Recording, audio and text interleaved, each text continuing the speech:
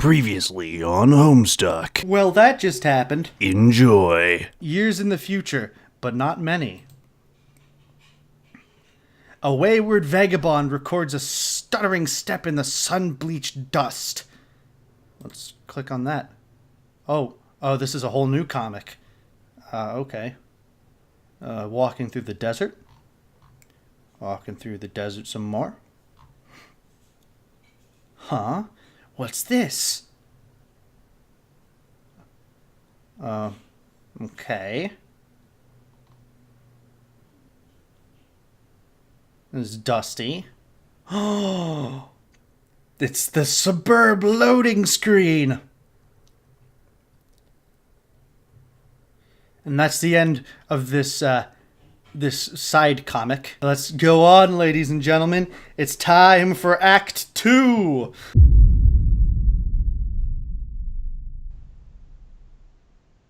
Are you ready? No, but let's do it anyway. Fair enough. There's walkthroughs. Oh, a walkthrough by TT. Tentacle Therapist, TT. That's our girl. Another one by Sanctuary Remix. One by Winnie the Poop 2.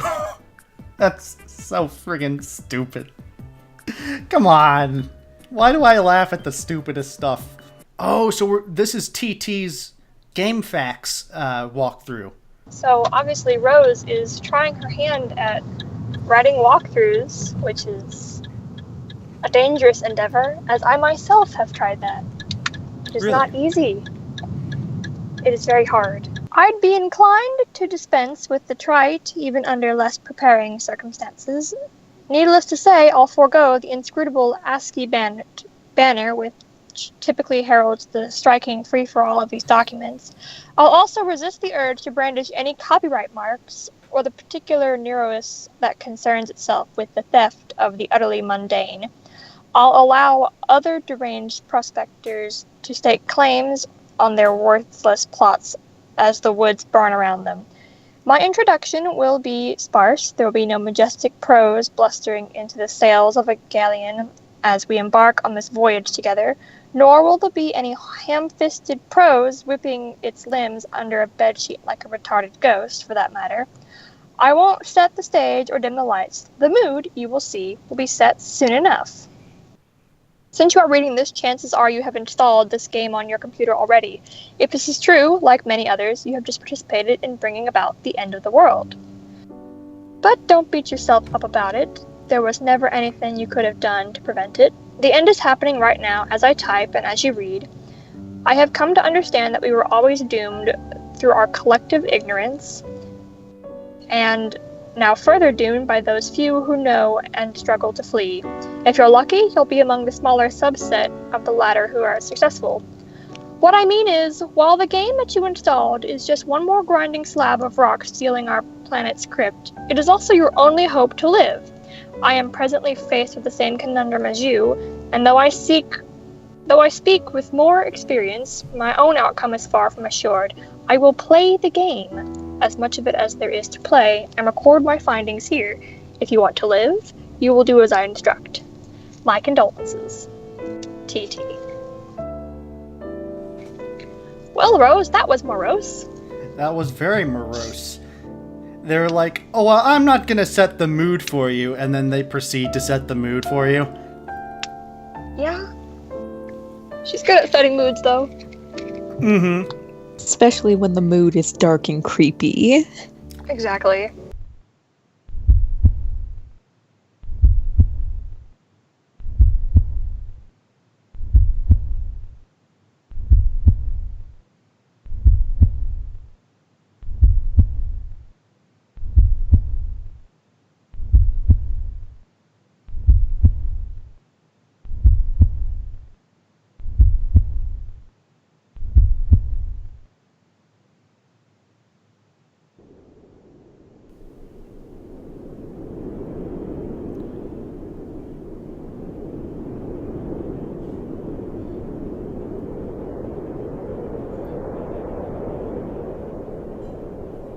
Oh no.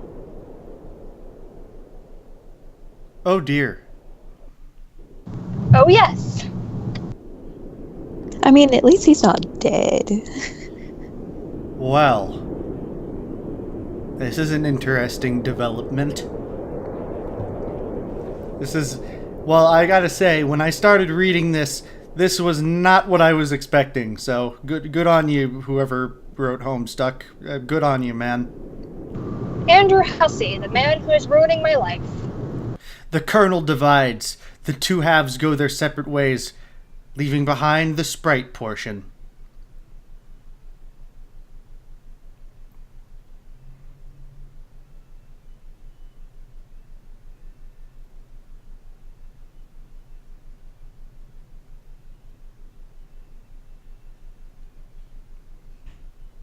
So it was a kernel sprite, but now the kernel has left and we just have the sprite.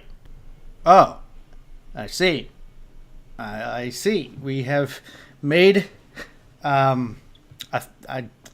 a guy. He's here. What is left of the sprite undergoes a mysterious transformation. For a moment you thought you heard someone say boy, as if whispered in the periphery of your awareness. It was probably just your imagination, though. You there, boy. You there, boy. What? Boy. Listen to me, boy. His name is John, you nincompoop. Boy who is John, do as I say. What would you like boy who is John to do? Obey my commands, John boy. And those commands would be? I would like the boy to interact with his environment in a constructive manner. Maybe you should be a little more specific? Have the boy assess his current situation. I'm afraid I can't have the boy do that. Tell him to do it yourself. Very well. Okay. That instruction does not do anything at the moment. Could you please turn the controls over to a more competent user? Absolute slack. Increasingly sophomoric. Also, you almost spelled salad in there. Interruption. Before we continue, please let me explain something. That part of the comic we just read, well, it's supposed to be different than what we saw. It's supposed to use Adobe Flash, which is basically an animation software, so that you, yes you, the reader, can walk around John's house. However, from what we just saw, we weren't walking around anywhere, really. That's because I didn't enable Flash, so Red, Kristen, and I trudged through the slow, boring version. Seriously, it almost took us 20 minutes to get through the slow, boring version. And I don't want to show you the slow, boring version, so I've decided to re-record this next segment by myself to show you the really, really cool version. Alright, thanks for being patient and listening to what I have to say, and away we go! Okay, so this is what this segment is supposed to be. Flash programming was done by Alexis Beingessner, and so we can actually walk around John's house. I'm actually controlling John Egbert right now. And this is our alchemeter. If I click on something, it'll say, this large platform. Good grief, what is it, boy? And I can click on that. The alchemeter created the apple, or the tree that sprouted it, rather, right on time to save you from destruction. You're not sure if you can say the same for your neighborhood, though. You wonder what happened to your dad.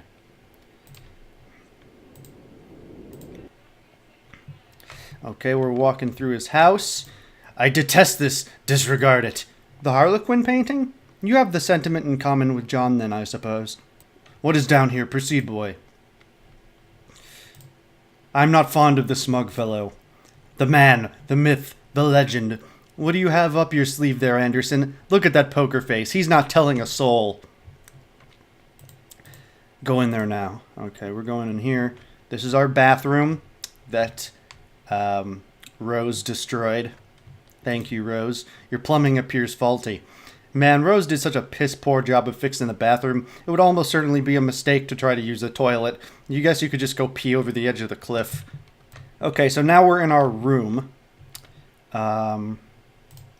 Observe this box. The bunny is not in the box. I said the bunny is not in the box. Why couldn't the bunny be in the box? And there's this goop on the floor. Examine this unpleasant fluid. What is this stuff?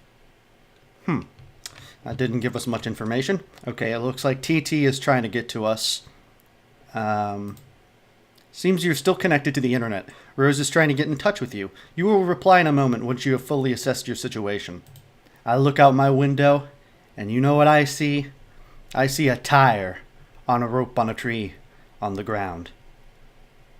That's what I see. Also, there's this huge frickin' void! At least your tire swing remains unmolested. A tree without a tire swing is like a house without a surrounding neighborhood, you guess. This huge sewing machine, of what use is it? This punch cards contain the instructions for carving a totem of a certain shape. You guess maybe the other punch cards will produce different shapes? It bears further exploration. This funny man text, you should ignore it.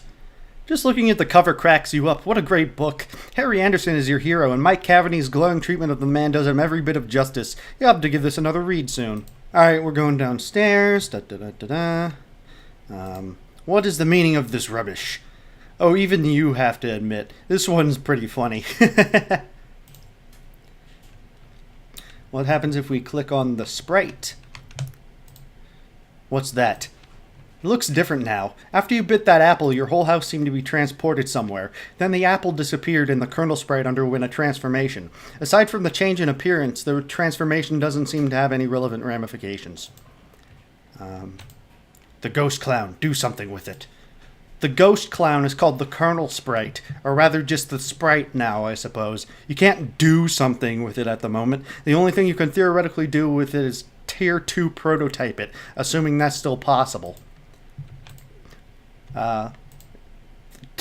Prototype the sprite, or the thing you said. Do it.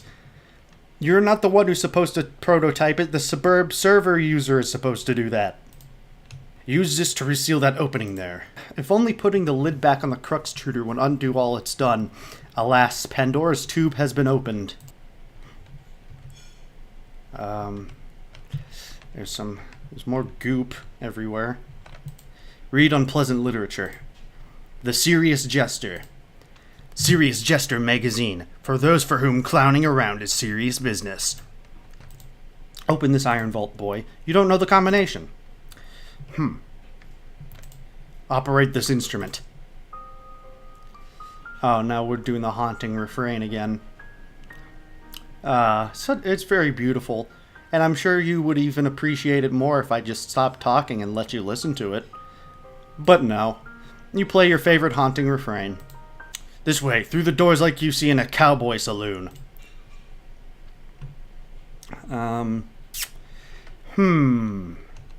Colonel Sassacre. This book is too big for a young, stupid boy. Colonel Sassacre's is your favorite book.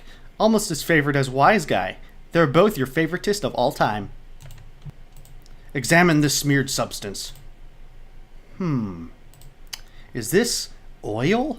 You wonder what happened in here. Where's your dad? That's a good question. Where did Dad go? He was in here. He must have been baking something. Pekin bowl of goo. Wherever your dad went, he seems to have left in a hurry. For all his absurdities you have to put up with, you sure wish he were here right now. Aw, that's kind of sad. Sample powdered uncooked dessert. Back, ye miserable wench! Stay thy choking airborne particulates of temptation! What's this? Examine this artwork. It's a little booger man. It's a little booger man. Look at him. His face is just like,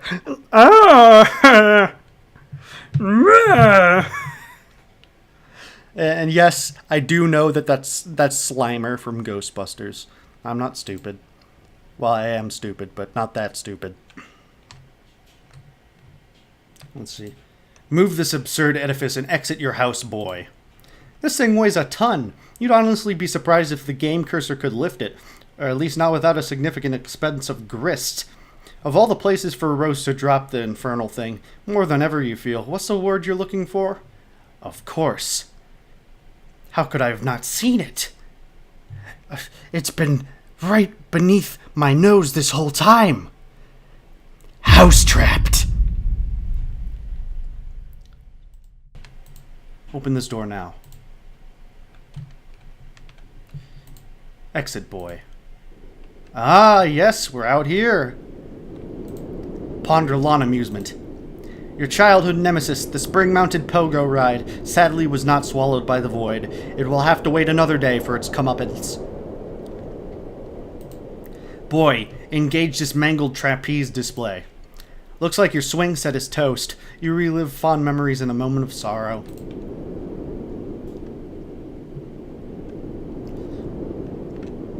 Ooh! Claim the dangling tree bauble. The trick handcuffs are still there, thank God. And no, you're not about to claim them just now. I wonder who's talking to me right now. It's pretty weird. I'm just being talked to by some random disembodied voice. It's pretty creepy. Not to mention, you know, this whole scenario is pretty creepy. Fiddle with the bright sparkly thing.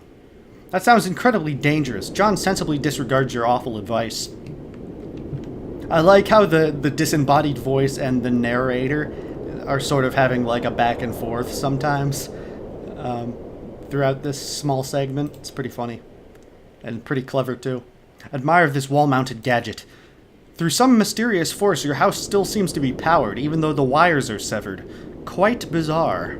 Okay, I think I've seen enough here. Let's go to, boy, quit all this scurrying around. For the last time, this boy's name is John. And that about wraps it up for just reading by myself. I hope you guys are enjoying me reading Homestuck. I'm actually starting to really enjoy it myself. Thank you guys so much for watching. This has been Jack the Guy, and I will see you next time. Bye.